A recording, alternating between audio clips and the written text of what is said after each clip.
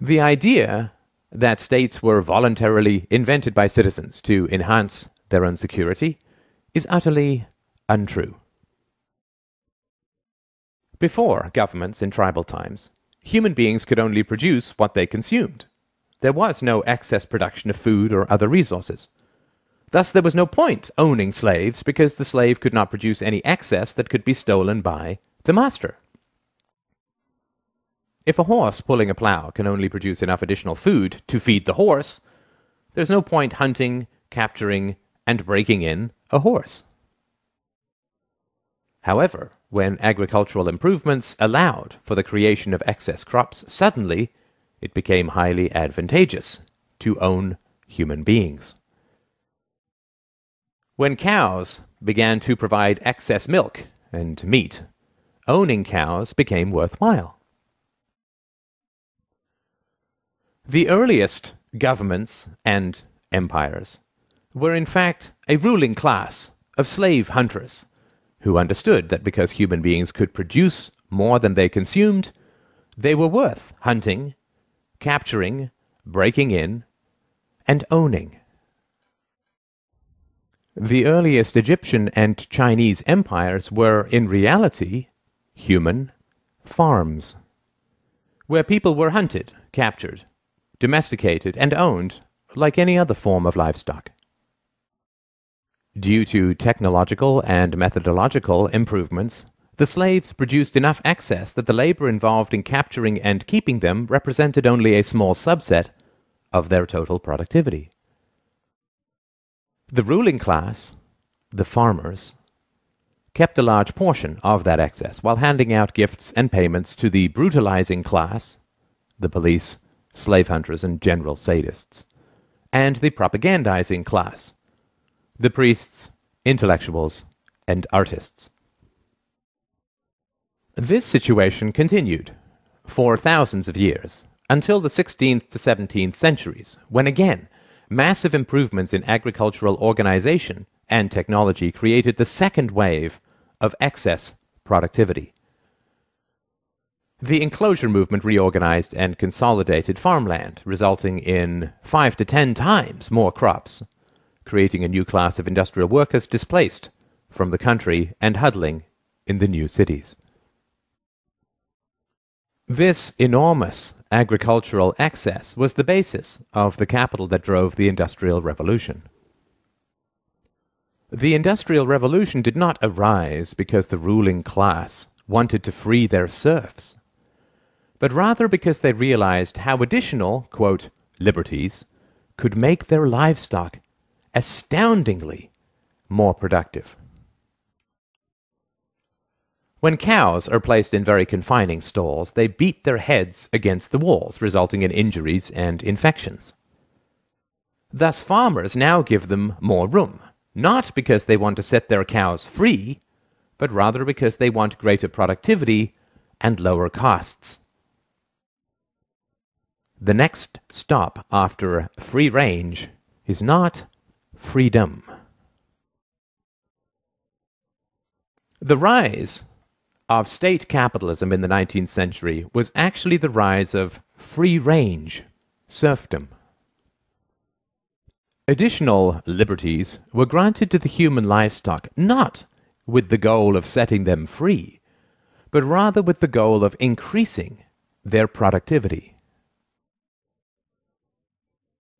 Of course, intellectuals, artists, and priests were, and are, well paid to conceal this reality.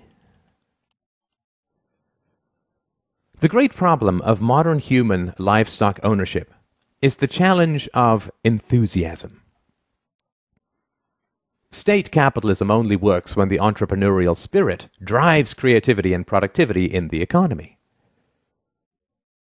However, excess productivity always creates a larger state and swells the ruling classes and their dependents, which eats into the motivation for additional productivity. Taxes and regulations rise, state debt, future farming, increases, and living standards slow and decay.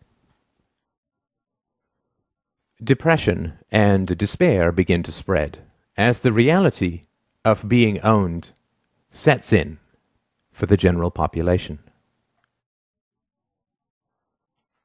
The solution to this is additional propaganda, antidepressant medications, superstition, wars, moral campaigns of every kind, the creation of, quote, enemies, the inculcation of patriotism, collective fears, paranoia about outsiders and immigrants, and so on.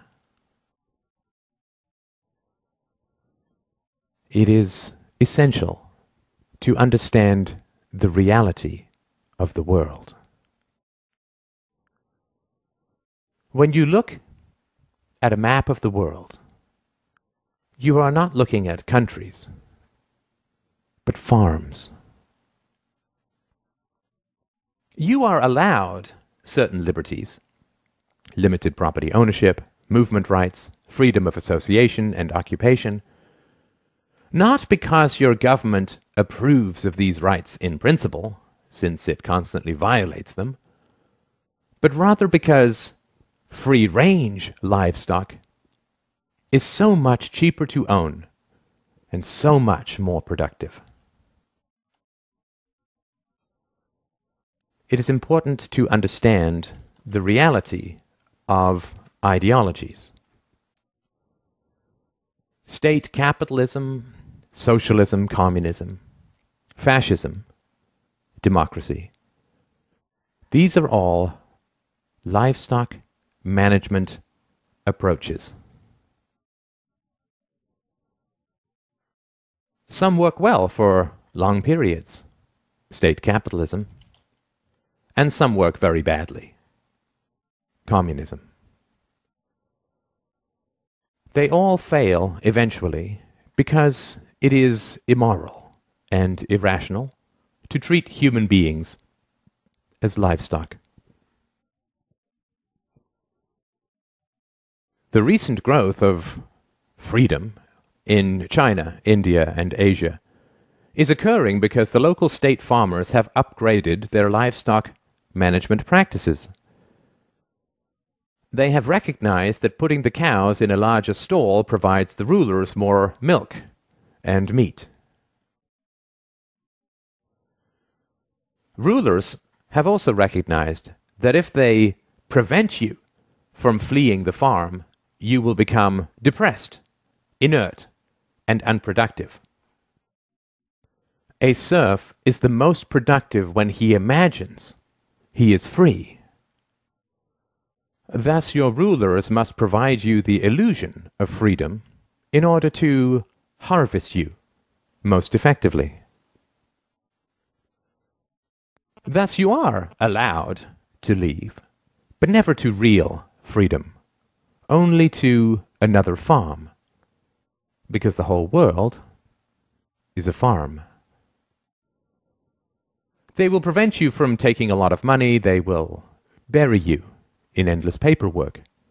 They will restrict your right to work, but you are, quote, free to leave. Due to these difficulties, very few people do leave, but the illusion of mobility is maintained.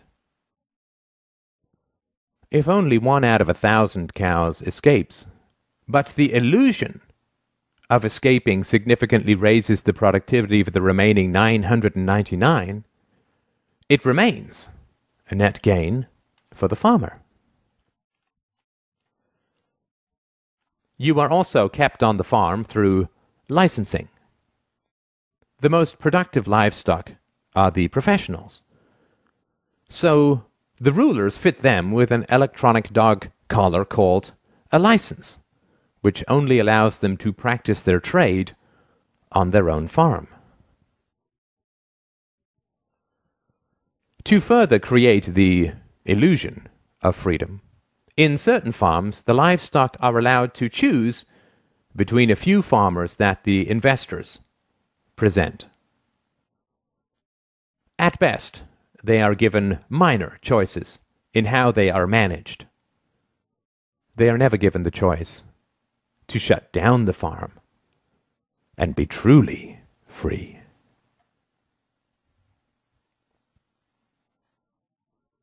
Government schools are indoctrination pens for livestock.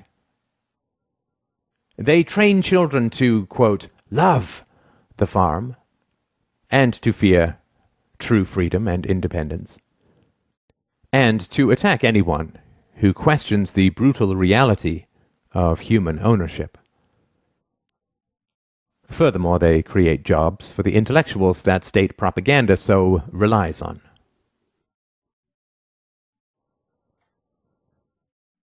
The ridiculous contradictions of statism, like religion, can only be sustained through endless propaganda inflicted upon helpless children.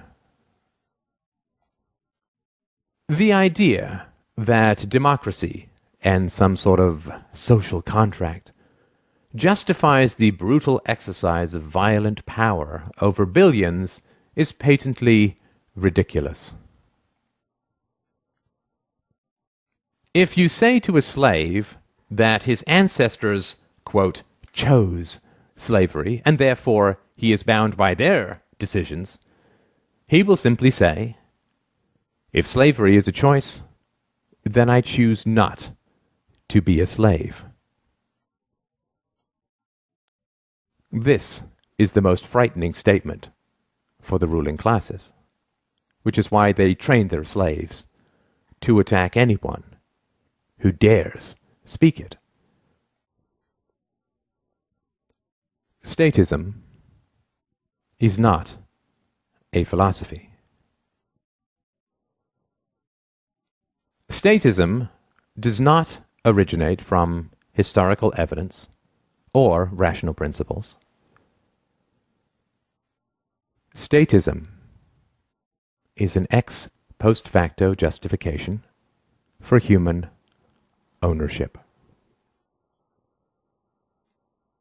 Statism is an excuse for violence.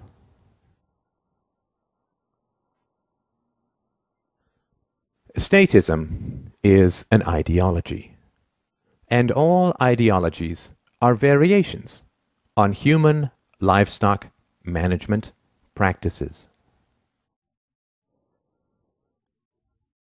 A religion is pimped out superstition, designed to drug children with fears that they will endlessly pay to have, quote, alleviated.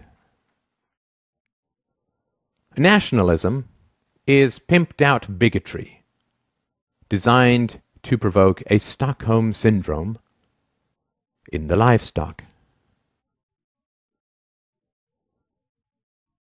The opposite of superstition is not another superstition, but the truth. The opposite of ideology is not a different ideology, but clear evidence and rational principles. The opposite of superstition and ideology, of statism, is philosophy. Reason and courage will set us free. You do not have to be livestock. Take the red pill. Wake up.